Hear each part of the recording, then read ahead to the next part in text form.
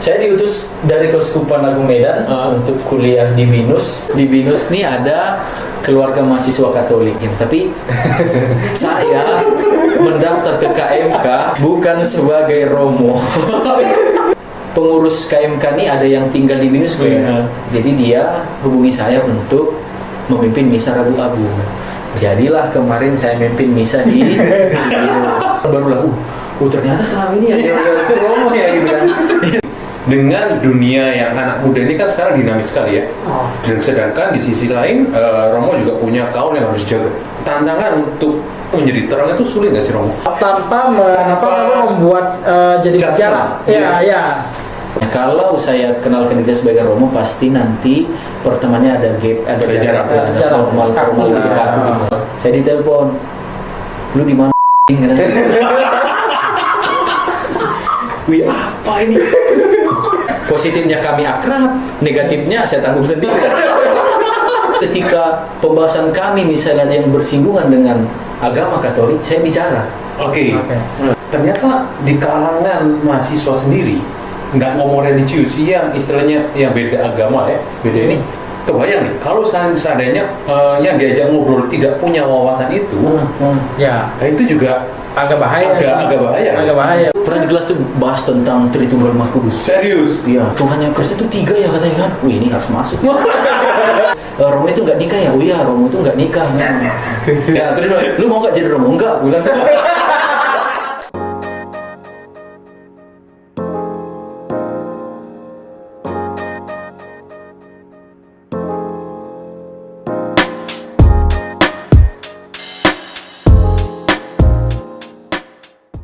Oke teman-teman, balik lagi ke Low Mental Podcast di episode 3 part kedua yang mengundang Romo Febri.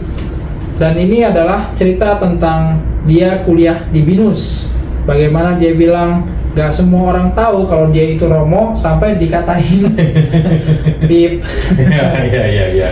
Dan dia juga banyak cerita mahasiswa-mahasiswa di BINUS itu ternyata punya rasa penasaran yang tinggi ya dengan topik-topik seputar Katolik. Apa aja kemarin dia tanya? Ada Tritunggal, terus mungkin Ekaristi, ya kan? Tapi yang paling lucu guys, topik ini di part ini adalah kita nggak kebayang bahwa seorang Romo yang biasanya kita taunya belajar di seminari, teologi, filsafat, ini belajar tentang program komputer, IT. Nah, jadi kebayang nggak biasanya kalau misalnya kita ketemu Romo, kita soalnya gimana? Selamat pagi Romo, siang gitu ya. Tapi kan kalau kali ini nggak ada yang tahu. Nah, bagaimana attitude-nya? Nah, nanti kalian bisa dengerin dan itu cukup menarik guys. Dan juga banyak bahas tentang film dengan teman-temannya karena dia suka nonton film di bioskop. Belakangan nonton Konklav, juga Kuasa Gelap. Nah, jadi kalau penasaran teman-teman dengan isi pembicaraannya, boleh tonton sampai habis dan juga jangan lupa untuk like, subscribe dan juga komen. Kalau memang mau ada masukan untuk tema-tema berikutnya. Oke, tanpa berlama-lama kita sambut Romo Febri yang part kedua. Enjoy the show. Nah, sekarang kita masuk ke ini ya, inti yang episode yang di sini ya. Studi itu ya? Yang di studi, betul. Oke, siap. Gimana rasanya keluar dari zona nyaman? Zona nyaman mana nih? Saya rasa masih aman-aman aja nih. Kan dia dari warnet, masalah gitu. Bukan. Di sana kan udah satu tahun tahbisan Romo langsung dikirim ke sini kan? Iya. Bukan nggak sempat. Waktu itu habis tahbisan sempat berkarya di mana? Paroki. Di paroki nggak berapa lama gitu sebelum pindah ke sini. Oke. Kita dari tamat seminari tingginya. Kami tamat dari seminari tinggi. Kami gini. Tahbisan diakon tanggal 13 Juli 2023. Ya. Kenapa saya gerak dari tahbisan diakon? Karena sejak diakon inilah baru kami tinggal di paroki. Oke. Ya, karena sebelumnya kan di seminari tinggi kan ya. Maka sejak tahbisan diakon tanggal 13 Juli 2023, saya ditugaskan di paroki Santa Agatha Batangkuis. Oke, dan di daerah mana? Di daerah dekat di daerah Medan, itu dekat Bandara Kuala Namu. Oh, dekat kalau kalian lihat apa stadion yang di Gelora Sumatera Utara tuh kayaknya. Pon ya. Iya, Pon ya. Pon dan Gelora Sumatera Utara kan. Dia bikin ya Aceh dan Sumatera Utara. Iya, Aceh dan Sumatera itu. Jadi paroki Santa Agatha Batangkuis itu di daerah lapangan bola itunya, dekat Kuala Namu. Di situnya Ya, jadi kalau ditanya berkarya, ya sejak diakon sudah di paroki. Sejak dia kan udah dibangun. Jadi aku- Dan itu mungkin pertama kalinya bersentuhan dengan masyarakat langsung gitu ya. Kalau di seminari kan masih di Kalau bersentuhan langsung dengan masyarakatnya itu ketika ini tahun orientasi pastoral. TOP ya. TOP, tahun orientasi pastoral yang kayak tadi itu kan setelah kami selesai S1 filsafat sidang skripsi kan ke tahun orientasi pastoral itu di paroki Santo Joseph Pematang Siantar ya katanya. manusia. Ya jadi ya sudah ke stasi juga, Yes. tapi ibadah. Oke. Ibadah sabda kan, Ya, karena nggak ya, bisa ya. ibadah sabda. Makanya kalau memang ditanya sejak kapan untuk bersinggungan langsung dengan umat, dengan masyarakat, sejak tahun orientasi pastoral. Tahun orientasi pastoral. Cuman tahun orientasi pastoral itu 1 tahun doang. Setelah itu balik kuliah lagi, Iya. 2 tahun lagi Iya. teologinya. Baru diakon. Barulah diakon. Nah sejak diakon ini sudah di paroki Santa Agatha Batangkuis dari Juli sampai Tabisan tuh kan, Tabisan Januari masih di Batangkuis juga. Barulah di bulan April saya pindah ke paroki Katedral Medan. Oh, di Oke, Katedral. di Katedral. Jadi sejak diakon masih 2 paroki nih, paroki Katedral sama paroki Santa Agatha Batangkuis. 8 bulan lah ya sampai akhirnya diutus ke sini Iya, ya. Tabisan Januari, saya Agustus ke sini berat 7 7 bulan. sejak tabisan imam ya. Iya, Tabis- imam, sejak imam. sejak imamat Karena ya. itu nanti yang penting kan. Sejak- Ngerasain jadi romonya kan 7 Oh, bulan. gitu ya. Nanti kan masuk sini kan lain Ya, lagi ya. sejak imamat ya sejak imamat itu 7 bulan dan parokinya paroki Santa Agatha Batangkuis dan paroki Katedral Medan. Oke. Baru di situ. Ini tadi kita sempat ngobrol di mobil ya. Romo cerita ya kan. Masuk ke BINUS ya kan. Jadi mahasiswa. Iya, Ya kan? mahasiswa biasa dong. Nah, isi mahasiswanya nggak semuanya Katolik satu. Ya. Dan kalaupun ada yang Katolik, nggak ada yang tahu juga dia Ya, Romo ya kan. belum tahu. Belum. Tahu ya. Akan belum. senang kan kita tahu sih. Setelah ini ya, kayaknya. Viral ya. Waduh. Itu kocak tadi ceritanya kan emang. Boleh diceritain lagi mungkin Romo? Ini replaynya ada di- Replay. Iya. Singkat aja nggak apa-apa. Singkat saja. Gambaran aja iya. Singkat saja. Saya diutus dari Keuskupan Agung Medan untuk kuliah di BINUS. Yang BINUS ini kan salah satu universitas swasta terbaik di Indonesia ya. Swasta terbaik di Indonesia yang juga menjadi favorit di kalangan anak-anak muda. Ya, ketika saya masuk ke sini, saya akan bertemu dengan anak-anak muda dari seluruh penjuru Indonesia, bahkan luar negeri banyak yang ke BINUS. Iya. Ya. Iya. Ada bullying. Iya, ada BINUS internasional di Kemanggisan. Nah, maka saya harus menyesuaikan situasi tempat ini ke saya. Saya harus menyesuaikan diri saya ke yang ini. Yang ini, oke. Maka saya tidak memakai gelar tadi kita sebut. Iya, gelar. Ya. Saya tidak memakai Atau status loh. Iya, Status sebagai status pastor, sebagai ya. romo untuk menjalani kuliah setiap hari. Jadi saya mencoba untuk menempatkan diri saya sebagai orang biasa, Mahasiswa biasa. mahasiswa biasa, Mahasiswa mahasiswa biasa. Nah, maka saya katakan tadi ada yang sudah kenal, tapi lebih banyak yang belum kenal. Iya. Nah, jadi di BINUS ini kan siapa tahu mungkin ada teman-teman dari BINUS yang di BINUS ini ada keluarga mahasiswa Katolik. Pas kami yang biasa kita sebut masa orientasi gitu ya, Iya. ospek ya, Ospek. Kami di BINUS namanya OTP. OTP. Jadi dikenalin tuh semua Ekstrakurikuler. ekstra atau UKM ya. UKM. Iya. Nah, jadi dari awal sudah melihat, saya melihat ada KMK nih. Tapi saya mendaftar ke KMK bukan sebagai romo. Sebagai mahasiswa. Saya mendaftar ke KMK sebagai mahasiswa. Mahasiswa. Iya. Dan saya masih ingat, saya tanya nanti kakak kelas semua dong. Mahasiswa baru nih kan, masih hitam putih nih ya. Senior ya. Masih hitam putih. Senior. Kak, nanti di KMK bisa diajarin untuk liturgi nggak? Oh iya. Di sini ada nanti diajar untuk misdina. Oh iya. Jadi saya daftarlah KMK. Nah, kan daftar ini bukan sebagai Romo ya. Saya tinggal di Binus Square. Ya. Binus Square di Kemanggisan, Jalan Budi Raya, guys. Binus Square ini salah satu tempat yang bukan ya, apartemen lah, saya sebut apartemen untuk anak-anak binus, anak binusian. Jadi di situ juga banyak, hampir semua binusian semua di situ, dan saya juga binusian di situ. Dan kami di situ ada grup teman-teman yang Katolik. Jadi yang anak binus yang tinggal di Binus Square yang Katolik, ada grupnya di situ. Jadi kami para Romo ada 7 orang di Binus Square itu juga masuk di situ, dan kami juga ada misanya. Maka teman-teman binusian yang Katolik yang tinggal di Binus Square kenal dengan saya sebagai seorang Romo. Ya, tapi tidak semua orang Katolik di Binus itu tinggal di Binus Square. Jadi yang kenal dengan saya sebagai seorang Romo itu yang pertama itu teman-teman yang ada di Binus Square, yang Binus Square. Yang di KMK karena masih banyak dari mana-mana, belum semua kenal. Barulah mungkin ketika kemarin misa Rabu Abu, teman-teman pengurus KMK ini ada yang tinggal di Binus Square. Jadi dia hubungi saya untuk memimpin misa Rabu Abu. Jadilah kemarin saya memimpin misa di Binus KMK ya. Mungkin nanti teman yang nonton ada. Barulah di situ saya perkenalkan diri saya Binusian B28. Ini kan itu hitungannya disebut B28 tahun tamatnya. Tahun lulusnya. Tahun lulusnya. Jadi kan kalau masuk 2024 berarti 4 tahun ke depan akan lulus di tahun 2028. Jadi disebut B28.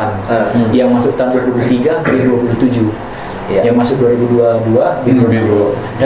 Saya kenalin diri saya Binusian B28, barulah ternyata selama ini ya itu Romo ya gitu kan. Romo ya gitu ya. Nah, jadi mungkin ya setelah misa Rabu Abu pasti semua teman-teman Binusian yang ikut di misa itu sudah kenal saya sebagai Romo. Nah, tapi beda lagi konteks di kelas. Di kelas ini kan dia kan campur semua. Enggak semua Katolik. Kebetulan di kelas yang sekarang kami Katolik barangkali tadi 3 atau 4 orang. 3 atau 4 orang. Dan dari yang ini teman saya yang paling akrab tuh dari semester 1 cuman kami 2 orang aja yang Katolik. Dan dia belum tahu saya Romo. Jadi masih mahasiswa biasa ya. Masih mahasiswa biasa. Jadi lulu gue juga. Karena yang kayak bahasa slang itu yang apa ini cok? Di mana ding? Ya di mana ding gitu ya. Ya itu risiko saya tidak mengenalkan diri saya sebagai seorang Romo. Saya punya alasan sih sebenarnya. Kalau saya kenalkan diri sebagai Romo pasti nanti pertemanannya ada gap, ada jarak, ada formal gitu kaku gitu ya. Mau ketika saya tidak mengenal diri saya sebagai Romo, saya merasa juga, ini ternyata pertemanan di kalangan Buddha sekarang ya. Ternyata gini ya. Saya nggak masalah sih, nggak masalah karena itu tadi saya nggak mau nanti pertemanan itu jadi ada jarak, ada gap yang bagaimana gitu kan, yang formal. Walaupun mungkin setelah menonton ini mereka tahu. Tapi dia jadi tahu juga kan, jadi Romo juga nggak kaku juga. Iya guys. Jadi Romo tuh kita harus bisa berteman sama semua anak-anak. Kita berteman sama anak-anak muda yang di bawah kita, yang seumuran dengan kita, bahkan berteman juga sama nyambung ya sama orang yang ada di atas umur kita ya. Jadi ya ketika saya misalnya pada malam tadi ya, saya kan yang tadi kan saya kan di waktu itu mimpin misa Natal anak-anak. Jadi karena misa anak-anak saya langsung pikir saya tidak mungkin bikin khotbah yang bernuansa orang dewasa. Pasti anak-anaknya bosan. Pasti anak-anaknya bosan. Jadi saya sudah siapkan homili khusus untuk anak-anak. Ternyata sampai di gereja orang tua juga kan banyak kan kami. Iya, benar. Jadi pemilih itu saya bagi dua. Saya langsung bilang sama umat, Bapak Ibu, pertama saya akan menyampaikan renungan untuk anak-anak ini. Saya akan pakai gaya anak-anak, khusus untuk anak-anak. Setelah itu saya baru pakai metode dewasa untuk orang tua. Saya langsung bagi dua di tempat. Saya bagi dua kita datang, ternyata banyak anak-anak nih, banyak orang tua nih. Pemilih itu anak-anak aja. Dari on langsung. Jadi langsung bagi dua. Jadi itu tadi saya juga supaya ketika kuliah ini bisa akrab dengan yang kenal saya sebagai Romo, akrab juga dengan yang tidak kenal saya sebagai Romo. Iya. Itu kan ya? Iya, benar. Supaya- Menyesuaikan diri. Iya, menyesuaikan diri kan. Benar. Karena kita kan sebagai Romo ini nggak bisa sesuka hati kemana. Kamu harus ke sini, kamu harus ke sini, Kita yang menyesuaikan ke tempat, bukan lingkungan itu yang ke saya, Iya. tapi saya yang Harus menyesuaikan. yang menyesuaikan ke lingkungan. Maka tadi saya katakan hidup saya tuh dua bagian. Kayak hidup di dua dunia. Iya, bagian pertama saya sebagai orang yang biasa, yang mahasiswa biasa di kampus lah terlebih ya. Hidup yang kedua adalah ketika mungkin ada umat atau paroki gereja yang meminta bantuan saya untuk memimpin ekaristi. Jadi ketika saya sudah diundang, saya nggak mungkin satu sini nggak nolak, bisa lah, siapa tahu ada jalan. Tapi maksud saya ketika saya sudah sampai di gereja itu, saya kan status saya sebagai Romo. Ya. Jangan jadi mahasiswa. Ya. Ketika saya di kampus, saya mahasiswa. Ya, nggak boleh jadi Nggak Romo. boleh jadi Romo. Ya. Ya. Betul. Gitu ya. Ya. Duduk ulang aja. Nggak ngerti juga ini apa sebenarnya. Jadi itu sih guys. Jadi fleksibel aja guys. Slow aja hidup ini guys. Slow aja gitu ini. Slow aja. Jangan kaku-kaku lah. Jangan kaku-kaku lah. Berat nggak? Dijalanin dulu. Nah, tantangannya dari gimana tuh? Iya.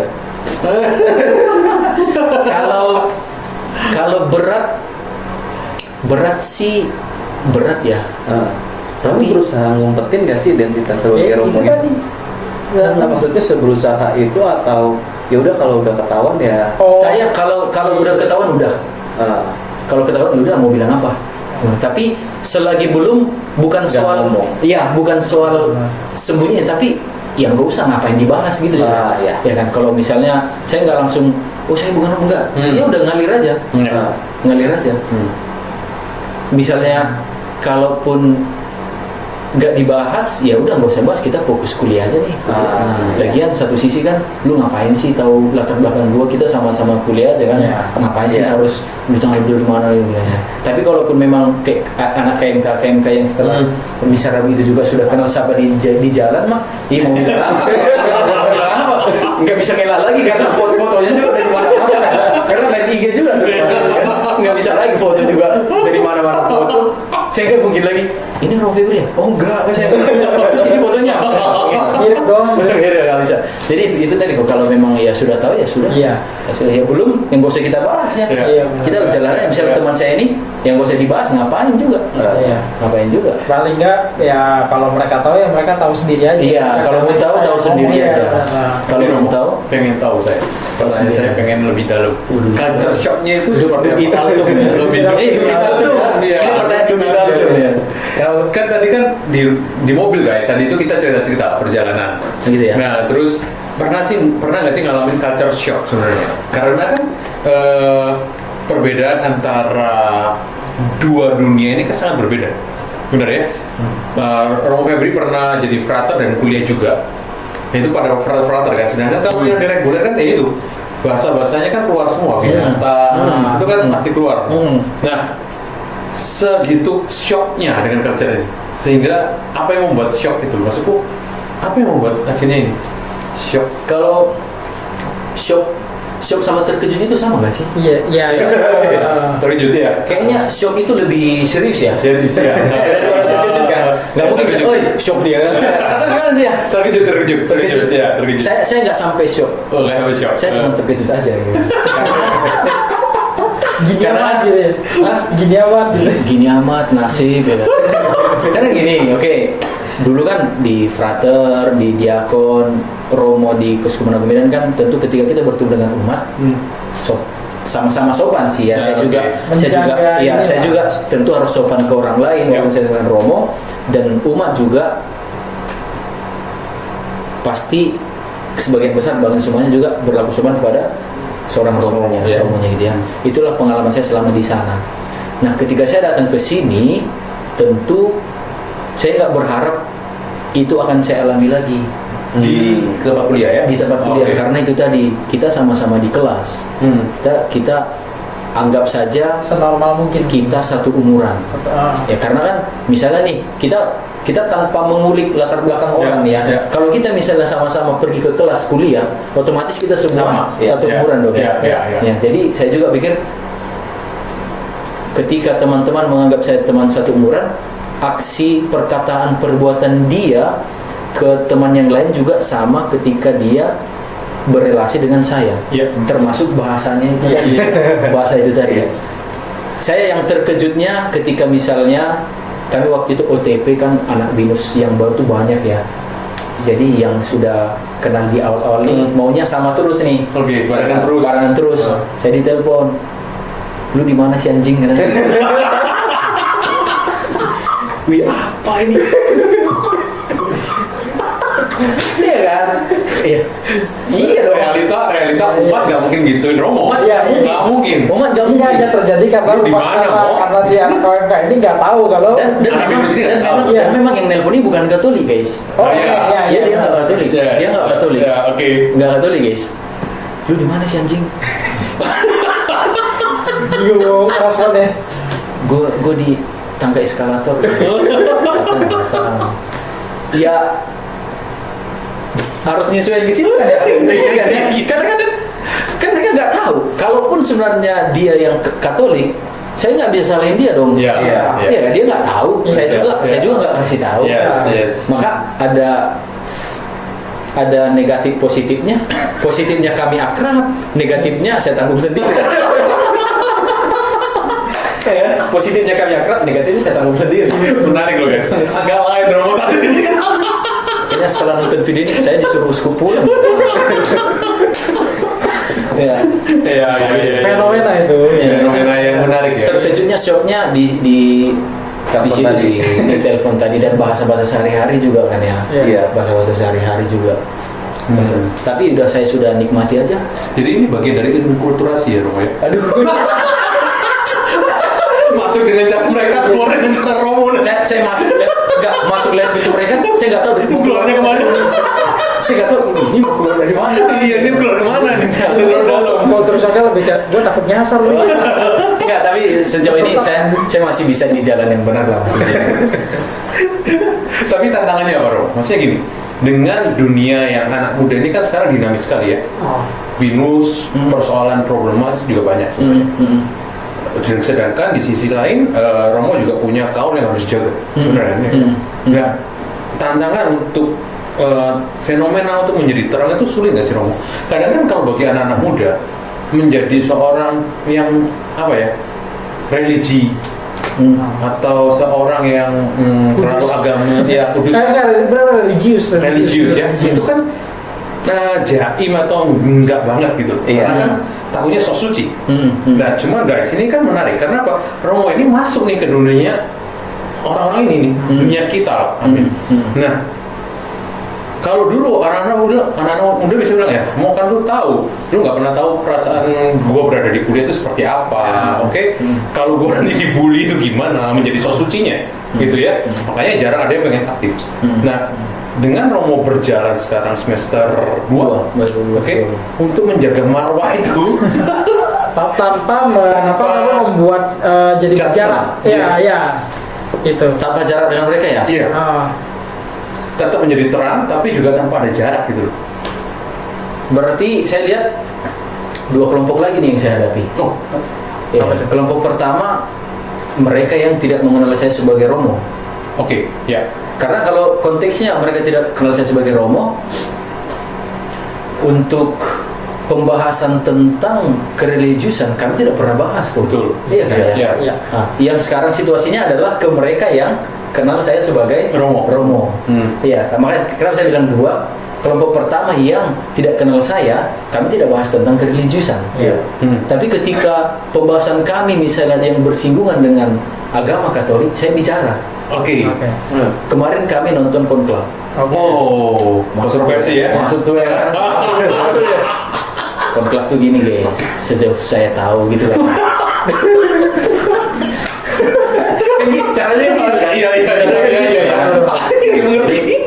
Katolik kan, saya kan Bapak Paus kan baru datang nih. Kan semua itu kan semua agama tahu tuh. Iya, kan? iya. Nah jadi kami di Katolik, gitu dia kami di Katolik. Kalau Bapak Suci misalnya sakit atau nggak bisa lagi, ada cara memilih Bapak Suci konklav namanya. Jadi kalau misalnya ketika situasi kami yang nggak kenal itu membahas tentang Katolik, saya nggak diam aja. Saya bicara. Iya. Saya bicara. Satu edukasi. Iya, saya edukasi yang tidak langsung saya katakan bahwa saya tahu semua. Ya.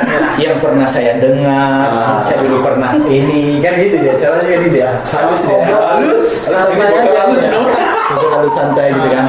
Dulu kami yang sekarang pantang dan puasa. Ya. Di kelas tuh kan ada teman-teman yang muslim kan. Ya, betul. Terus saya bilang, kami juga Katolik ada puasa, tapi beda ini. Saya di situ saya jelasin semua. Oke. Semoga mereka nggak curiga. Ini kok tahu banget ya? Iya. Kalau jadi temannya, kok lu tau banget ya? Lalu kami pernah di kelas tuh bahas tentang Tritunggal Maha Kudus. Serius? Iya, ada teman saudara muslim yang katanya berat ya. Tuhan yang Kristus itu 3 ya katanya kan. Wih, ini harus masuk. Ya, jadi yang ke teman-teman yang tidak mengenal saya Romo, Iya. kalau kami tidak bahas kereligiusan, ya udah biasa aja kan. Ya. Ya. Tapi ketika mungkin ada masalah, bukan masalah sih, pembahasan tentang Katolik kayak gini ya. Topik-topiknya. Ya, topiknya. Iya, saya masuk dong. Yes. Saya jelasin dari pihak kami. Ya. Terus bilang, Romo itu nggak nikah ya? Oh iya, Romo itu nggak nikah. Ya saya harus Iya. Iya sih. Faktanya. Ya, terus bilang, lu mau nggak jadi Romo? Enggak. Gue bilang, oh nggak pernah. Bercanda guys. Cuma itu tadi. Paus tuh bercanda ya. Itu tadi kalau misalnya ketika pembicaraan tentang agama, tentang Katolik, saya bicara di situ menjelaskan tentang konklav. Oke. Kuasa gelap juga. Iya. Kuasa gelap itu eksorsis kan? Iya. Nah, itu kan enggak Ini cuma Katolik. kuasa gelap film maksudnya ya? Iya, Iya, kuasa iya. gelap film Iya, yang iya. viral itu ya. Iya. Itu kan enggak Kita orang karismatik ngomong kuasa gelap lain lagi nanti. oh beda ya? Enggak, ini guys. Iya. Konteks film kuasa gelap. Iya. Kuasa gelap itu kan eksorsis kan? Betul. Dan itu enggak hanya Katolik yang nonton. Ya. Ya. Yang dari teman-teman yang luar juga nonton. Ya. Nah, jadi eksorsis itu bukan rukiah kan apa itu ya? Ah, iya. Iya kan? Nggak bisa disama-samakan. Iya, nggak bisa. Jadi saya ketika kami bahas tentang film itu, saya bicara dari sisi Katolik. Ya. Yang eksorsis itu juga di Katolik nggak sembarang, yang Roma eksorsis di Indonesia cuma 2. Di situ saya masuk kok. Saya jelasin semua. Tapi dengan itu tadi saya pernah dengar, saya pernah itu. Saya pernah. Ya. Nah, itu yang pertama. Itu yang pertama ya. Nah, untuk Ya, harus untuk Dia dengar dari dosen, dari gurunya. Nggak salah. Iya, nggak salah dong. Iya, Nggak bohong. Boleh. Salah dong. Saya jelasin misa itu gimana. Jelasin semua itu. Iya, saya jelasin. Nah, untuk teman-teman kan 2 kelompok tadi ya. Iya. Nah, sekarang untuk teman-teman yang kenal saya sebagai Romo, ketika di Binus Square misalnya ya, yang kelas Romo, mereka seperti itu tadi, umat yang hormat kepada Romonya. Perubahan sikap berarti ya? Ada Iya, perubahan sikap. tapi saya berusaha untuk kita masih sama-sama muda loh. Oke. Kita juga bisa jadi orang muda. Kita manggilnya guys. Ayo guys, nonton ini kita, ayo makan ini gitu kan. Tapi ketika mungkin mereka mau ada situasi yang di keluarga kah atau saya siap untuk mendengar. Oke. Mendengar. Jadi kalau dibilang bagaimana caranya, ya saya masuk lewat pintu mereka, keluar pintu saya. Inkulturasi. Ya, ini fungsi konselingnya. Iya, jadi pendengar yang baik. Iya, jadi pendengar yang baik. Misalnya kalaupun ini kan mau pekan suci ya, Iya. mungkin konsultasi untuk teks misanya, urut-urutannya gimana. Pengakuan dosa bagaimana? Pengakuan dosa belum. Untuk anak muda ini? Belum. Karena mereka juga di parokinya ataupun mungkin kalau saya mengaku dosa paling di kamar tuh ya. Iya. Untuk kayaknya tantangan juga nggak sih Romo, maksudnya karena ini orang yang kenal sehari-hari. Iya, benar juga. Jadi itu tantangan ya. Untuk pengakuan dosa teman-teman anak kuliah ini belum, tidak. Paling cuma mau ini sih konsultasi di liturgi yang ini mau pasca ya. Rebu aku kemarin juga dia tanya-tanya gimana, ataupun nanti misa kan udah di satu ruangan tuh. Udah siapa yang mau cerita berbagi pengalaman. Pokoknya saya nggak langsung jadi romo yang harus dihormati, harus yang memberikan perintah, ya perintah enggak. ya. Ya udah kita sama-sama kerja, nggak apa-apa. oke. Kita sama-sama kerja, sama-sama kerja. Apa yang kurang guys, kita juga aktif dong nanya kan ya. Nanti karena kalau nggak beres tuh kerjaan kan, kegiatan kan, kita juga merasa ini kan. Ya. Kok gini ya? Padahal Ya. aku di dalam kan. Iya, saya kan, iya, iya, saya kan betul, bagian dari betul, dalam. ya, ya. Misalnya siapa, Ya. ini gimana, saya juga ikut. Jadi ya berdukin altum nih. Ya. Cuma menarik, ini menarik. Yang gue pengen ini loh ya, melihat bahwa kalau dari ceritanya Romo Febri, ternyata di kalangan mahasiswa sendiri nggak ngomong religius, yang istilahnya yang beda agama ya, beda ini bisa ngomong tentang Tritunggal, Iya. tentang korla. Berarti kan secara nggak langsung itu kebayang nih, kalau seandainya yang diajak ngobrol tidak punya wawasan itu, Ya, nah itu juga agak bahaya sih. agak bahaya. Agak bahaya benar. Sehingga nggak tahu Romo Febri setuju nggak sih, sebenarnya anak-anak muda pun itu sebenarnya harus cinta juga kepada ajaran gereja juga, sehingga mereka juga bisa At least ada ketertarikan untuk mendalam Mengetahui. untuk punya knowledge, Harus mencari sih. knowledge, harus guys, pengetahuan. itu rekomendasi karena yang sekarang itu kenapa misalnya muncul pembahasan konklave, karena filmnya kan bagus ya, Ya. ratingnya kan, jadi ketika film itu bagus maka orang Menarik minat untuk orang untuk nonton, ya. terus muncullah review video di TikTok tuh, oh ternyata pemilihan paus politik. Ya, dan yang Jadi- review belum tentu capable. Iya, yang review Ya, cuman ya, kadang banyak dia rumornya. kadang konten agama cepat rame Oh, dong. iya, Kadang iya. orang cuman mau biar viral gimana nih, Iya, dia iya. nggak ada basic. Maka harusnya sih teman-teman yang di luar dengan anak muda juga punyalah pengetahuan tentang hal-hal kayak gitu, supaya memang ketika kamu ditanya, ya minimal bisa dikit jawab lah. Iya. Jawab. Penting ya, Gambaran umumnya dapat gitu kan, bahwa nanti nggak harus detail ya nggak masalah, yang penting kayak jangan bilang konklaf apa nggak tahu. Ya. Kami kemarin kenapa bisa membahas tentang Tritunggal Maha Kudus itu, Bapa Putra Roh Kudus, dari tanda salibnya. Tanda salibnya itu kan pemain sepak bola juga kan pakai Iya, itu kan. iya. Dia bilang, kamu Katolik kan dengan Iya. saya.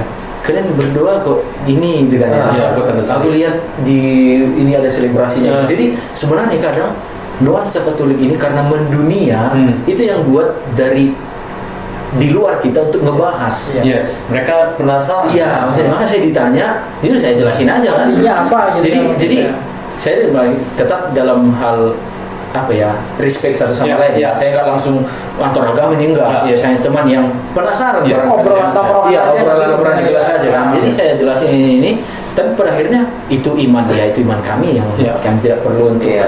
ini kan gitu. Setidaknya saya sudah menjelaskan apa yang kita imani di sisi Katolik berkaitan dengan tanda salib itu, Bapa, Putra, Roh Kudus. Ya. Mungkin dia ada tahu yang lain lagi, ya itu di luar apa kita ya. Ya, di Cuma luar kapasitas ketika kita. kenapa kami bisa bahas, karena selebrasi dari pemain-pemain sepak bola itu kan. Selebrasi. Selebrasi. Iya. Selebrasi kan. Masuk ke Benar-benar. lapangan kan buat tanda salib. Ya, dan itu ada yang tadi Tommy bilang non Kristen, ada yang melakukan itu Bikin juga itu, tanpa kan? paham maknanya. Nah, Ya. sekarang juga kita Rosario sekarang nggak cuma Katolik yang pakai. Ya, benar. Sama Rosario. Kristen ada yang Ada juga. ada. Mungkin nanti ketika kami pernah lihat ini ya, Ya. masuk lagi Harus dong, bodoh, ya. masuk lagi. Tapi masih itu sih yang dua yang kami bahas dengan teman-teman yang lainnya, konklav. Tiga nih, konklav, film puasa gelap sama Tritunggal. Berarti Tanda film salib. itu emang gitu ya. media yang ini Iya. banget. Oh, Jadi kayak pembuka pembicaraan Iya. yang efektif banget ya. Iya. Jadi memang ya puasa gelap nggak hanya Katolik yang nonton. Ya. Iya, banyak. Jadi yang lain menganggap itu rukiah. Ya, begitu.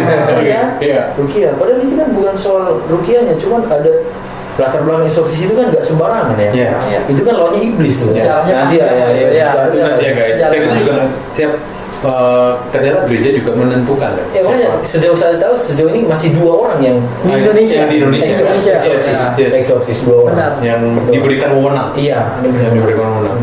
Jadi bahas Katolik dari yang viral-viral gitu ya, dari film, dari ya film konklav itu. Memang konklav. Daripada nonton konklav belum? Saya belum ya. Itu nanti lagi dong. ada lagi Lagi nyari saya- ini ya, lagi nyari waktunya ntar. Iya ya. Kami baru kemarin nontonnya tuh Senin, Pak. Baru Oh, Senin. tapi oke. Soalnya rumor yang beredar kan berbeda. Emang kenapa? Banyak yang bilang itu penyimpangan segala macam, banyak yang bilang ya rumor. Oh iya. Tapi setelah nonton, so far keren. Itu ya mau bilang ya memang kayak gitu kan kita. Sebenarnya Ya, sih kalau iya, memang kayak gitu. kalau mau di kenyataannya kalau seperti mau di apa kalau mau di waktu itu siapa yang bilang ya? Gue lupa ada yang cerita kemarin tuh kalau bahwa ini memang kemarin gue ikut Taise habis ikut dua Taise di Yakobus di sini. Itu ada satu anak lagi diskusi soal konklav, ya kan, bahwa sebab yang dia tahu itu memang ada gitu, maksudnya perbedaan pandangan di antara para kardinal ini gitu, yang soal yang kita bahas soal konservatif, progresif, itu belum termasuk yang reformis dan tradisionalis ya kan? Itu masih dari segi ajaran kan, pandangan lebih ke pandangannya aja sih. Kalau ajarannya kan satu, itu kan tergantung dia lihat dari sudut pandang mana, ya kan. Ada, tapi tidak sekontroversi yang di film. Film itu kan perlu dramatisasi kan, maka mungkin dibikinlah dramatisasinya. Tapi fakta ininya ada, fakta kejadiannya ada, tapi tidak sedramatis itu di film. Ya di film itu katanya terlalu didramatisir sebenarnya menurut si anak ini. Which is setuju. Kenapa? Karena kalau mau lihat yang konklav yang versi lebih halusnya itu di Two Popes sebenarnya. Two Popes yang kisahnya Paus Franciscus sama si Aku juga udah nonton itu. Itu kan juga ada nyenggol-nyenggol dikit kan, ya kan. Nah itu kan juga sama ya kan. Istilahnya ada perbedaan pandangan dibahas juga di situ, tapi itu yang jauh lebih mengikuti realitas sebenarnya, realitanya dibanding yang konklav. Kalau konklav mungkin mau ngangkat sisi politis di dalam itunya. Ini gue belum nonton film ya, cuma kalau pandangan aja. Iya. Kalau saya yang nonton ya. Satu sisi itu dia diperlihatkan kalau memang para kardinal itu tuh ada pandangan yang beda-beda. Maka di cerita tuh film tuh nanti spoiler nih enggak sih? Nggak apa-apa. Udah ini kan udah Jadi nanti kan tidak diceritain semuanya kan, hanya highlightnya doang. Iya, jadi sebenarnya tadi Punya pandangan. masing-masing. Jadi di proses konklav tuh ada kayak kelompok kardinal itu juga yang jangan sampai ini terpilih jadi paus, karena ketika dia terpilih jadi paus, dia akan membawa pandangannya itu untuk gereja semua akan kacau nih. Selain itu, film konklav juga ternyata mau menunjukkan bahwa yang hidup di dunia ini adalah manusia biasa. Betul. Maksudnya pun seorang kardinal, pun seorang paus adalah manusia biasa yang ada track recordnya yang masa lalunya yang jadi dari beberapa calon yang mau terpilih itu ada 2 yang akan terpilih menjadi paus yang digagalkan oleh situasinya di masa lalu. Mirip-mirip kayak politik negara sesungguhnya gitu kan. Iya. Jadi ada yang bahkan yang terpilih pun nanti bahkan yang terpilih Ada yang ketiga soalnya kan. Tadinya ada 2 kan. 2 orang. Kan 5. Pemilihnya 5 ya? Iya, yang biasanya kan kandidatnya 5. Sebenarnya bukan 5 sih, yang pemenang suara terbanyak aja diurutin. Nggak langsung kandidat tapi di situ siapa yang dibacain satu namanya, siapa yang paling banyak diurutin, nah itulah. Nah, jadi yang pertama tuh sudah mau menang, dia ternyata pernah kasus dengan suster malah. Dan suster malah, dan sampai ada anak katanya. Gagal. Terus yang kedua juga ini gagal, kenapa? Karena dia yang mengatur supaya pokoknya saya track recordnya juga ada yang menggagalkan dia. Turunlah dia ini. Terus ada sisa 3 nih, yang ketiga ini ternyata dia pandangannya terhadap teman-teman kita yang Muslim, kita harus melawan gitu. Sampai kapan kita diam? Katolik kan itu ya, nggak mau ini kan ya cinta kasih lah. Sampai kapan kita ini? Terus pas mereka debat ada satu ternyata kardinal yang tinggal bertugas di Afghanistan, situasi perang ya, Kabul itu. Dia bilang pokoknya dia menentang yang ini, yang harus melawan itu tadi. Nah satu lagi ini yang pemeran utamanya nih, pemeran utamanya juga naik. Ternyata di pemilihan terakhir yang menang adalah yang ini tadi, yang di Afghanistan itu. Yang di awal film dia ternyata baru ketahuan dia seorang kardinal juga. Sebelumnya ternyata katanya Bapak Suci ngangkat dia diam-diam karena misinya di sana. Jadi dia ketahuan seorang kardinal ketika mau memilih paus, dan pada akhirnya dia yang terpilih menjadi paus, yang sangat tidak disangka-sangka orang. Plot twistnya lagi adalah ketika dia terpilih jadi paus, muncul lagi kasus latar belakangnya. Ternyata dia seorang yang bukan transgender, tapi dia dari segi badannya dia punya hidung telur. Bukan transgender. Bukan transgender ya. Kelainan, Memang dari bawaan. kelainan. Dia pernah katanya mau mengangkat itu, cuman dia nggak jadi. Kenapa? Karena dia tidak mau melebihi Tuhan. Dalam artian, yaudah Tuhan kasih aku ini, Dia mau dia terima. Aku terima. Itu yang bikin dia tetap jadi paus. Jadi makanya konklaf tuh selain pandangan-pandangan ajaran pikiran masing-masing para kardinal yang berbeda-beda, dan kadang jangan dia terpilih, nanti dia bawa kita ke sini, kita harus menangkan ini, gitu juga di sana. Juga menunjukkan bahwa bahkan seorang paus itu manusia biasa yang track recordnya. Maka ketika misalnya yang kasus pertama tadi, dia ternyata begini, dia bilang sebelum-sebelumnya kita punya yang lebih buruk. Jadi paus-paus sebelumnya pun masih ada yang lebih buruk dari yang ini.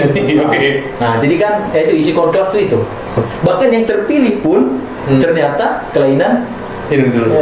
Dia punya, dia punya kromosomnya kah berbeda atau mana gitu. Biasanya sih itu. Gitu, dia punya hidung telur. Ternyata terakhir ditulis Innocentius ke-11.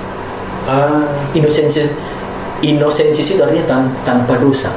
Tanpa dosa. Maka ketika kan terpilih paus ini, nama apa yang akan kamu gunakan, kan gitu kan ya? Iya. George Borromeo kan, dia memakai nama Franciscus. Maka dalam film itu ketika yang dari Afghanistan yang punya hidung telur ini terpilih, semua tanya, nama apa yang ingin kamu gunakan? Innocentius, tanpa dosa. Heran semua. Adakah yang tanpa dosa gitu kan?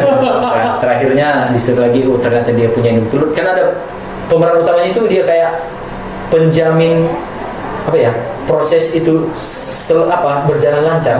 Jadi harus memastikan memang paus ini betul-betul layak gitu ya. Maka ketika ini terpilih dan dia punya dengar kasus yang ternyata dia ada kelainan, dia langsung jumpai bicara satu mata. Dan di situ memang ternyata kardinal yang terpilih sudah menunggu. Aku sudah menunggu untuk bertanya tentang ini. Di situlah dia jujur bahwa ada yang dia disuruh entah dari pihak gereja disuruh untuk mengangkat itu tadi, dia nggak mau. Dia tetap itu tadi tidak mau melangkahi Tuhan katanya, menghargai Tuhan berikan aku seperti ini.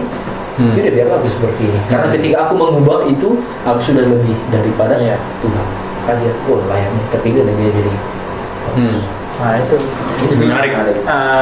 menarik dan maksudnya Masih bisa ditonton guys. kadang-kadang Masih ada. film itu pesannya apa, kadangnya nyampe ke kita aja, jadi yang kita lihat tuh cuma kulitnya doang gitu loh. Karena itu sebenarnya ada yang jauh lebih dalam daripada sekadar. Kadang kita tentu banyak belajar dari hal yang baik ya.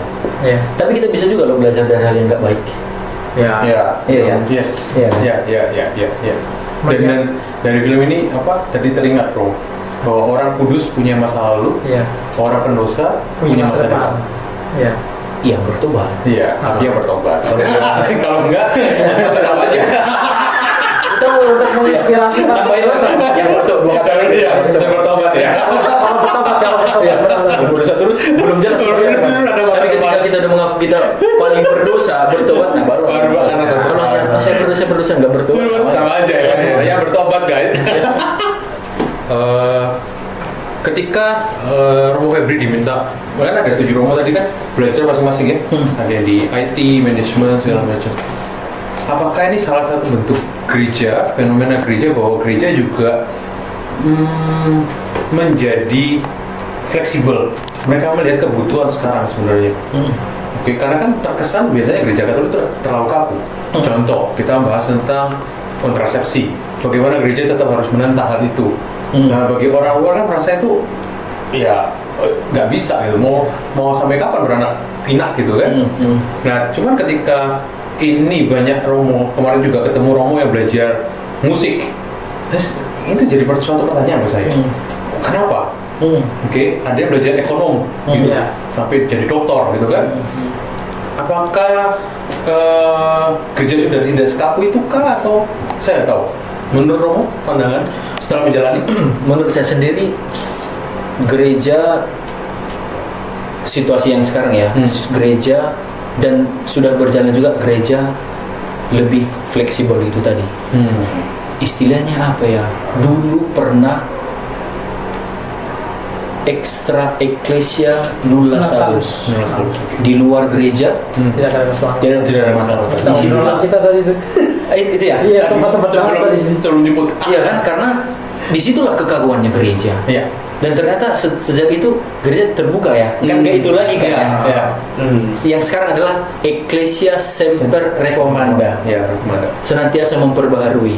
Jadi dalam konteks misalnya sekarang ada Romo yang belajar musik, ada yang belajar akuntansi, ada yang belajar ekonomi, ada yang belajar IT. Dalam kaitan itu tadi ya, gereja ecclesia semper reformanda kah mungkin istilahnya. Jadi maka ketika saya pun misalnya disuruh untuk kuliah IT, ya dalam itu tadi Keuskupan Agung Medan mau melebarkan sayapnya berkaitan dengan hal-hal yang IT yang akan semakin berkembang di kemudian hari. Nah itu tadi. Jadi ada misal, bahkan pernah nggak dengar Romo yang tentara? Ada. Ya. Ada. Ada kan? Ya, ya. Itu kan? Ya. Ada Romo yang polisi. Oh, Dia di polisi Polres. kan? Dia di Dia di Polres. Polres. Dia tugas di Polres. Tapi dia nggak ikut ini dong, nggak ikut razia. Dia nggak ikut perang. Dia jadi Romo di tentara, dia Romo di polisi untuk kebutuhan rohaninya para ya polisi. Tapi Romonya langsung jadi polisi loh. Romonya langsung jadi Punya tentara. pangkat ya, kalau Iya, nggak salah ya. Romonya langsung jadi tentara, tapi nggak jadi di garda terdepan mau Iya. perang ya. Nggak, makanya jadi Ecclesia Semper Reformanda memperbarui. Bahkan ada mungkin yang dikuliahkan jadi dokter, kali pernah jadi dokter kan? Bukan jadi dokter sih. Gini, konteks yang kami pernah ada yang mantan dokter masuk kampus ini. Udah jadi dokter. Sudah jadi terus dokter masuk ke itu pernah. Saya belum bisa ya. Tapi untuk dikuliahkan dokter saya belum tahu info. Tapi dikuliahkan misalnya ke akuntansi apa? Kemahalan ya. Enggak. Tergantung relasi. Relasi Bapak sebenarnya. Jadi itu tadi ya gereja fleksibel ya, nggak kaku-kaku itu lagi. Tapi untuk kontrasepsi ada nilai yang harus dipertahankan. Ada ajaran yang harus dipertahankan yang nggak sefleksibel itu. Mungkin fleksibelnya untuk ini ya, untuk membaca situasi. Cuman untuk ajaran kayaknya nggak semudah itu untuk lebih fleksibel. Ajaran itu kan berkaitan sama ini ya. Dogma segala macam. Iya, dogma ya. Kita kan Mungkin Katolik kan. lebih ke sikapnya yang menyesuaikan, tapi ajarannya tidak berubah. Iya, kan? ada ajaran yang bahkan ketika ada Romo yang mengajarkan yang salah, Romonya langsung di ini kan, di suspensi atau di ekskomunikasi kan. Karena ajaran itu dalam ketika itu nggak main-main guys. Nggak main, ada dogma misalnya, ada ajaran-ajaran yang nggak bisa kita masing-masing untuk mengubah, nggak bisa. Ada hukumnya itu. Jadi dalam kontrasepsi misalnya kayak euthanasia atau apa lagi yang aborsi itu nggak bisa sefleksibel itu. Gereja nggak ke situ, nggak Tidak fleksibel. bertoleransi dengan yang itu. Iya, itu ada satu dari sekian banyak contoh. Iya. Satu dari sedikit contoh lah ya. Iya, itu ajaran-ajaran nggak bisa. Kita harus tetap. Ya kalau mau dibilang gereja Katolik nikah, ya kaku. Untuk itu misalnya nggak boleh cerai. Nggak boleh cerai. Memang jadi misalnya kalau suaminya mukulin istrinya gimana? Ya nggak cerai, tapi istilahnya bisa. Iya, apa namanya? Keren nggak? Kalau pembatalan nikah kan. Itu. Oke, itu sampai membahayakan nyawa soalnya kan. Iya. Antara dua kan, antara pengumpulan sama impoten kalau selalu. Pokoknya sekarang gereja tetap tidak ada perceraian dalam gereja. Tapi kenapa itu? Yang ada itu pembatalan perkawinan. Ibaratnya pembatalan perkawinan ini kalau di sepak bola itu kayak cek VAR. Ya. Gol ya. Di sepak bola gol ya, jadi gol ya. Cok kita lihat VAR ya. Oh ternyata offside di sini. Tidak sah ya. Gol bukan gol tidak terjadi. Iya. Jadi pembatalan perkawinan itu di situ. Oke. Gol nih. Ya. Dilihat lama proses itu. Saya berbicara dari perspektif Keuskupan Agung Medan ya guys ya. Guys ya. Dicek tuh semua. Lama tuh kok. Dia harus lihat nih. Oh ternyata dapat lah misalnya situasinya ya. Misalnya di VAR itu, oh ternyata offside. Oh ternyata sebelumnya handsball. Maka gol yang sudah terjadi itu dibatalkan dan tidak pernah terjadi gol. Maka ketika ada pembatalan perkawinan itu dibatalkan, maka sebelumnya tidak pernah terjadi perkawinan. Jadi bukan perceraian itu kan pernikahan yang sudah terjadi yang dipisah, putus. Sementara dalam konteks pembatalan perkawinan itu dianggap tidak sah. Maka, dari awal dari awal. Jadi tidak ada perkawinan, maka tidak bercerai. Itu batal secara batal. Istilah dunia VAR ya. Jalan gol 1-0, cek VAR. Oh ternyata pelanggaran. Kan jadi 0-0 lagi. Dikembalikan. Hitungannya tidak pernah terjadi gol. Maka ketika pembatalan perkawinan tidak pernah antara berdua ini tidak pernah terjadi pernikahan. Maka tidak bercerai. Maka prinsip Katolik sekali menikah dan tidak pernah cerai tetap terjaga. Cuman situasinya yang dibatalkan. Itu dalam kaitan juga karena di kami pembatalan perkawinan, tapi itu prosesnya nggak mudah, nggak semua segampang itu ya. Nggak segampang itu. jadi nggak mudah. Kamu batalkan perkawinan nggak bisa juga dong, nggak bisa. Ada kriteria-kriteria yang memang sudah sangat darurat mungkin kemarin ya, dipukul atau bagaimana. Prosesnya juga. Ternyata ada cacat nih, ketika cacat dalam arti kanoniknya atau gimana itu yang ini yang sebenarnya bisa dibatalkan perkawinan nggak pernah jadi udah jadi. Tapi nggak semudah itu. Misalnya udah bosan sama suaminya, kami pembatalan perkawinannya das. Ya gitu. Jadi untuk situasi fleksibel menyesuaikan ke zaman, tapi untuk ajaran kayak kontrasepsi yang kayak gitu ada.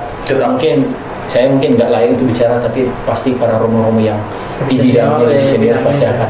Mungkin yang saya sebutkan ini mungkin cuman sedikit lah benarnya. Gambaran atau mungkin salah bahasa dikit itu kalau mau dibahas harus satu episode selanjutnya. Satu episode lagi dan narasumbernya jangan saya. Nggak terpakai guys. Ntar kita akan undang Romo Febri untuk IT-nya guys. Aduh.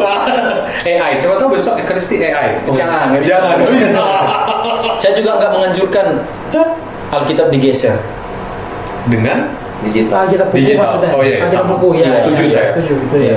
Itu makanya itu juga bisa. Kalau boleh memang. Maka ketika saya berenungan tuh di gereja-gereja saya tanya, ada Alkitabnya nggak di rumah? Ada mau tahu nggak di mana posisinya sekarang? Yang jelas mana ya? Karena sudah dibeli nggak pernah dibuka kan? Tahu mau pernah dibuka nggak? Untuk ganggu aja ya kan? Ganggu. Tapi itu sih karena apakah saya terlalu primitif? Tapi dari saya sendiri kalau boleh untuk bagian yang teks ekaristi misalnya tetaplah pakai TPE, bacaan buku bacaan yang masih bacaan. Apakah si Romo mah terlalu primitif, sekarang udah ada di ini semua? Ya pandangan orang beda-beda, tapi kalau saya ditanya kalau boleh masih pakai Alkitab, masih pakai buku bacaan, hard copy yang buku. Ini sudut pandang umat ya. Kalau misalkan kan umat biasanya dalinya kan males ya kan bawa buku gitu repot segala macam. Global warming Romo. Enggak. Mudah kalau global warming dan maksudnya males lah apa ya biasa gitu kan. Apa nih? Bisa nggak? Atau ya udah di rumah aja dibaca. Yang penting jangan sampai ditinggalkan. Iya, jangan sampai diganti. Jangan sampai barang kuno jangan sampai ya. Kalaupun kemana-mana berat oke nggak apa-apa. Ketika kamu pergi bawalah dari HP. Cuman di rumah harusnya ketika kamu di rumah bacanya dari situlah kayak gitu. Itu salah satu cara gereja buat kenal gaya hidup orang zaman sekarang nggak sih, dengan ngirim itu romo-romo ke studi-studi, harusnya ke kuliah. Iya, harusnya salah satu cara juga. Iya, sebenarnya ya sih karena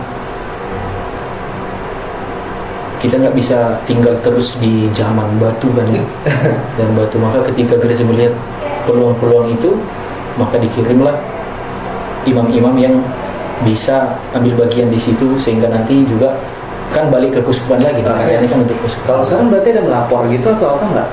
Ada kayak hubungin ke harus bikin laporan. Iya. Saya sendiri ya, saya tidak tahu teman-teman Romo yang lain. Saya dari Keuskupan Agung Medan itu kan masih saya kan ada biaya dari ini dong, dari Iya. keuskupan. Ah. Maka saya bikin laporan keuangan. Oh, Laporan keuangan, dan kemarin nilai di semester 1 juga dikirim ke keuskupan. Tentu Oh, masih Ya, jadi ada tolak ukur ya. iya, Ya, masih dipantau, nggak langsung lepas ini. Tapi kelihatan nih gaya hidupnya mau terus. nongkrong terus nih. Wah, ini bablas. Ya, ada. Saya sekali 3 bulan bikin laporan keuangan. 3 bulan. Ya. Kalau selain itu ada laporan lain kayak apa ya, kayak kasus-kasus yang terjadi di masyarakat atau apa gitu? Enggak, itu enggak. Fenomena-fenomena. Enggak. Fenomena enggak. Cuman nilai saja. Oh, nilai studi ya. Iya, nilai studi. Ketika saya mungkin memiliki kesulitan, Hah? bisa saya komunikasikan ke sana, tapi sejauh ini karena doa-doa umat, tapi romonya nggak doa. Ya, cara doa aja. Karena doa-doa umat, doa orang baik masih bisa nih, masih bisa lah, masih bisa di ini. Jadi belum ada kesulitan-kesulitan keuskupan. Tapi fenomena-fenomena di sini saya tidak ini nggak laporin ke sana, ngapain juga ya. Fenomena krisis. Enggak, siapa tahu disuruh bikin jurnal gitu kan. Enggak. Apa jurnal harian ini rohani ya. Enggak. Dia Dulu sekali cuman ini hanya pengalaman studi di sini sejauh ini bagaimana itu aja sih. Oh, oke. Cuma untuk sharing aja. Oh. Sharing aja. Dia fokusnya bukan jurnal, skripsi ntar lagi. Masih lama kan? Magang dulu nanti.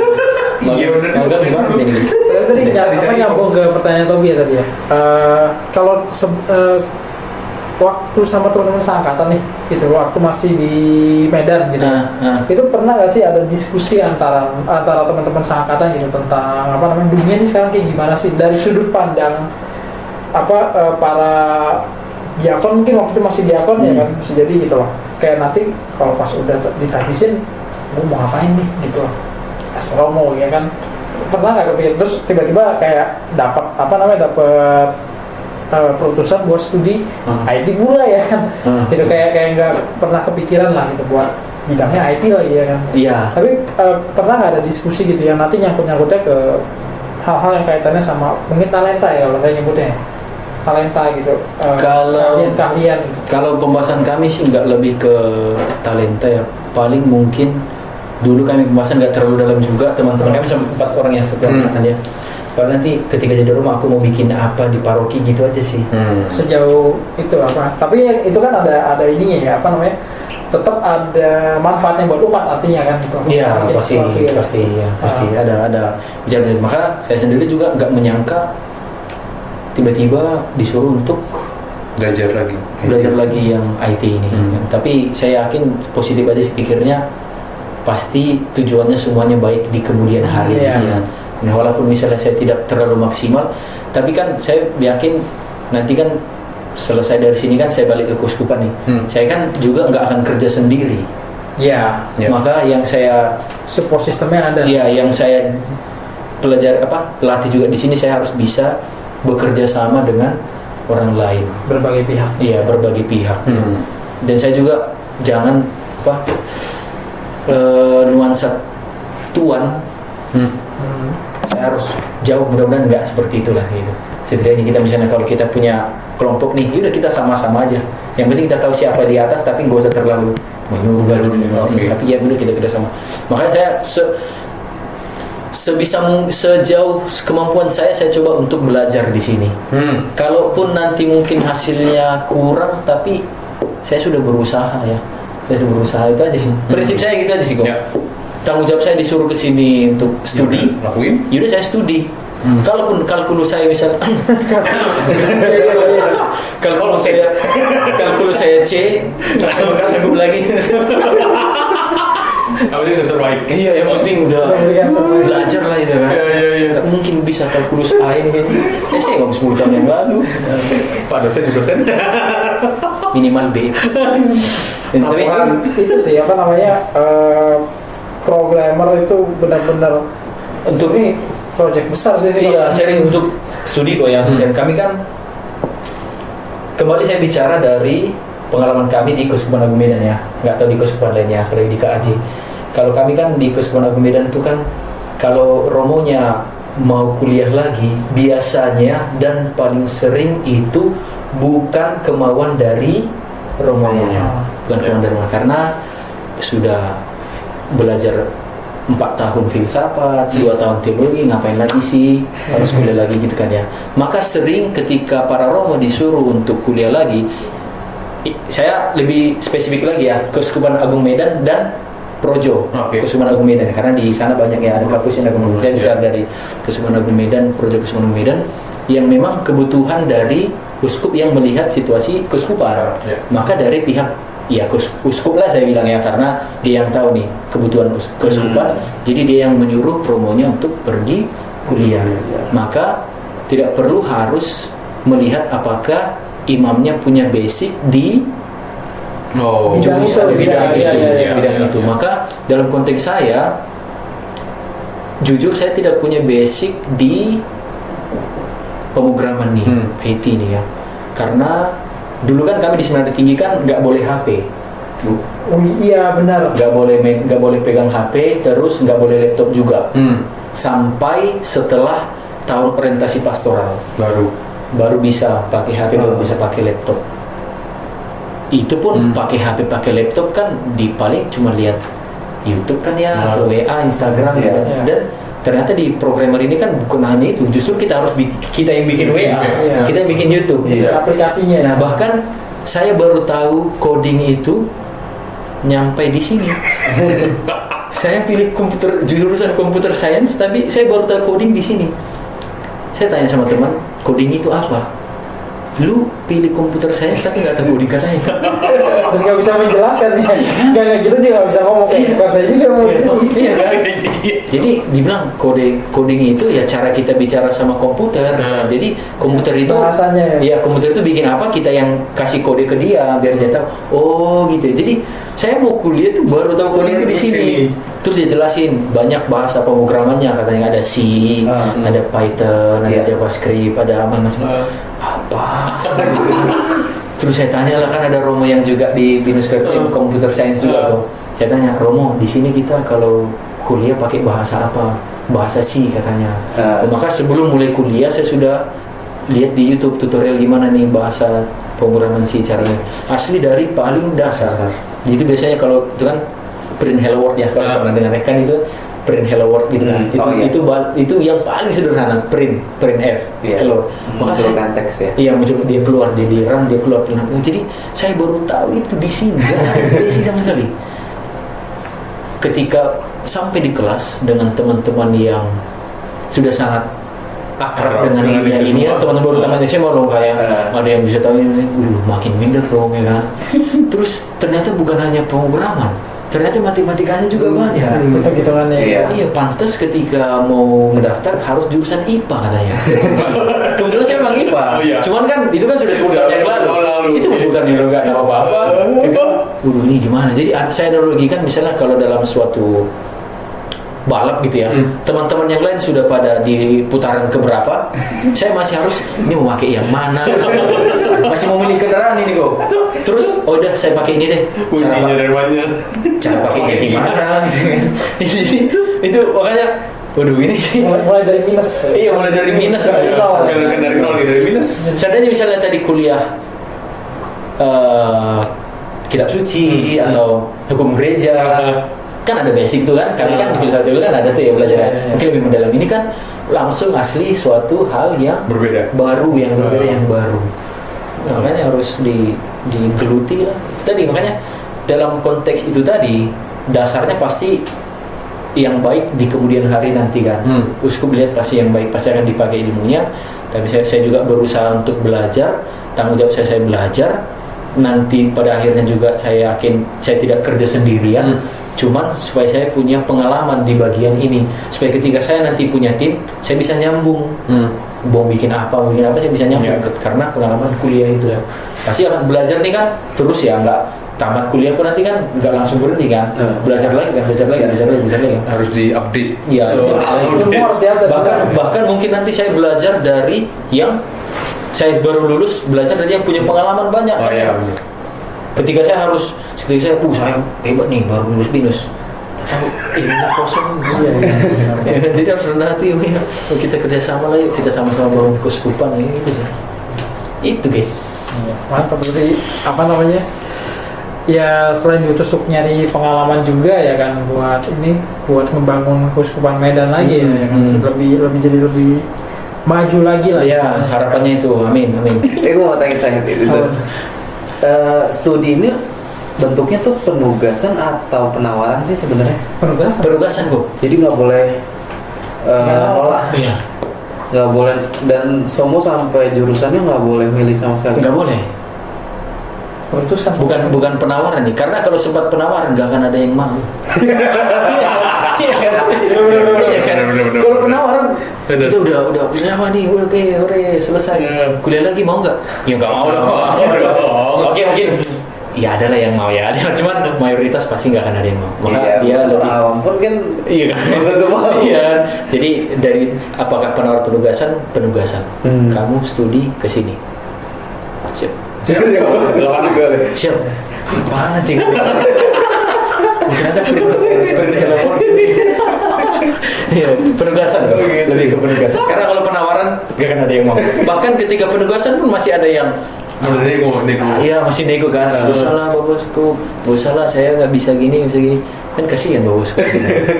Kasihan. Jadi udahlah. Berarti proyeksi setelah lulusnya apa juga masih belum tahu kan ya tadi ya? Jadi Untuk pastinya akan ke sini belum. Sudah saya tahu belum. selain pulang balik ke Medan lah. Iya, akan nanti setelah balik ke Medan nanti dilihat mana yang cocok bagian ini. Kamulah yang menangani paling begitu. Untuk langsung nanti kuliah, saya pasti akan megang ini belum ada kepastian. Ada Universitas Katolik nggak kalau di sana? Di sana ada Universitas Katolik Santo Thomas Medan. Satu-satunya atau Kalau universitas satu-satunya yang Katolik. yang Katolik? Universitas Katolik Yang Katolik. Santo Thomas Medan. Tapi ada lagi sekolah tinggi pastoral. Santo Bonaventura itu biasanya untuk para katekis. Katekis awam berarti? Iya, katekis awam oke. STB. Tapi kalau Unika itu tadi, Santo Thomas itu ya universitas ada akuntansinya, ada kayak biasa sih. Dan fakultas kami, fakultas filsafat itu kepalanya Unika itu. Oh, oke. Jadi Unika Santo Thomas nih, fakultas ini, fakultas filsafat khusus untuk para frater. Universitas Katolik Santo Thomas Medan itu di Medan. Fakultas-fakultas yang lain juga di Medan. Khusus untuk fakultas filsafat di Pematang Siantar. Dan itu para fraternya. Tapi secara manajemennya masih satu. Masih Unika. Oke. Masih Unika. Kop suratnya juga Unika tuh. Ya kayak Atma Jaya berarti. Iya. Ada di sini sama di Tangerang. Tapi masih Atma Jaya yang sama. Ya, fakultas filsafat Unika Santo Thomas kami. UI malah. Ya, UI juga kedokteran yang sama-sama. Beda tempat. Iya, ya kayak gitu. Tapi di sana kami juga udah ada S2-nya juga. Fakultas filsafat itu ada S2-nya. Di sana Di sana. Iya, Unika ada S2-nya juga. Ya oke.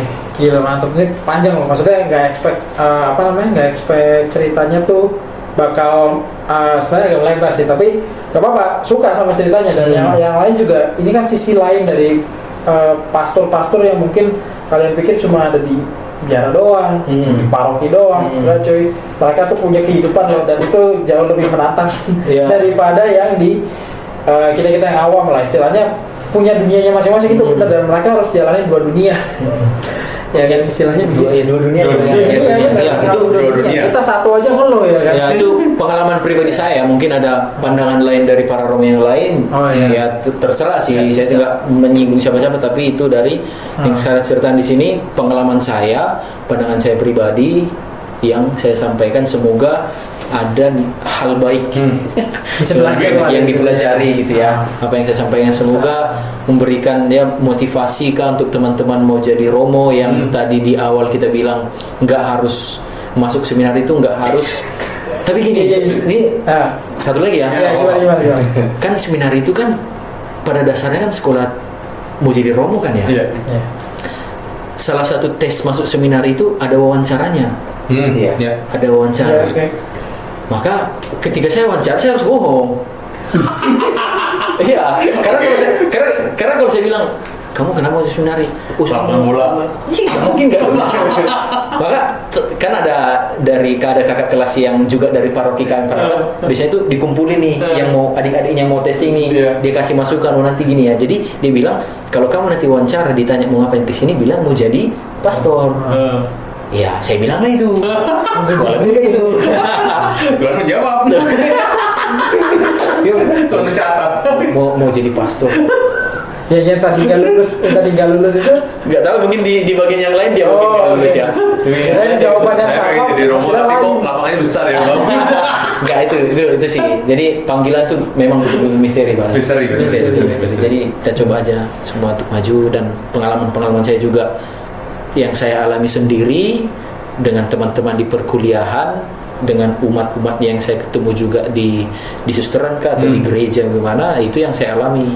Maka ada dua dunia, maksudnya bukan alam mana ya, konteks saja sih saya, konteks dikenal saya berperilaku sebagai Romo, saya berperilaku sebagai mahasiswa biasa yang harus mempelajari A plus B kuadrat. A plus B kuadrat ini difaktorin gimana ya?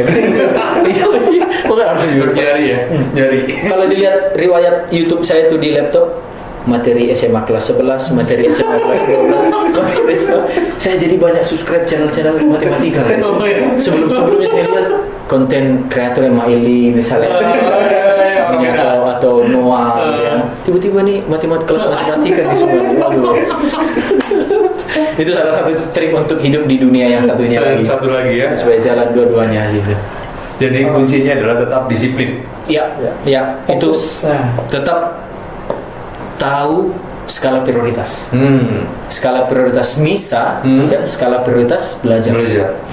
Jadi kuncinya sih itu, tekun, disiplin. Kadang saya udah belajar 10 kali masih minim ya. Apalagi nggak belajar nih. Pulang kuliah nih belajar ya kan. Tiba-tiba yang saya belajar nggak masuk. Digocek. Tiba-tiba yang saya belajar nggak masuk ujian. Saya ada kertas tuh ini. Kertas di sini apa namanya, kertas buram kan? Buram. Kertas buram ya. Matematika semua. Nggak masuk. Mohon B minimal gitu ya Romo ya. Mau gimana ya? Nanti pada akhirnya pasti berguna juga. Pasti berguna. Nggak ada yang sia-sia lah. Iya. Oke, berarti sekian dulu ya teman-teman ya pembahasan kali ini. Nanti next kalian mau bahas apa lagi boleh komen ya kan, apa aja yang mau ditanyain lagi. Boleh minta like, subscribe, sama apa satu lagi kok lupa ya? Komen tadi udah ya. Nyalain loncengnya guys. Ya, kalau ada fenomena baru langsung ting, ada fenomena baru nih dari Bungin Altuma gitu ya. Boleh nanti di ini. Betul. Dan kalau misalnya mau ada yang pengen ketemu sama Romo Febri, Aduh. Boleh. Buat keperluan apa dulu? iya, nanti tinggal komen aja. Ya. Oke. Yang saya rekomendasiin yang mau ngajarin coding guys. Iya. Ajarin saya guys. Dosen matematika boleh. Dosen IT ya. Bantu hambamu Tuhan, terlalu berat nih. Oke, sekian dulu, see you next time guys. Oke.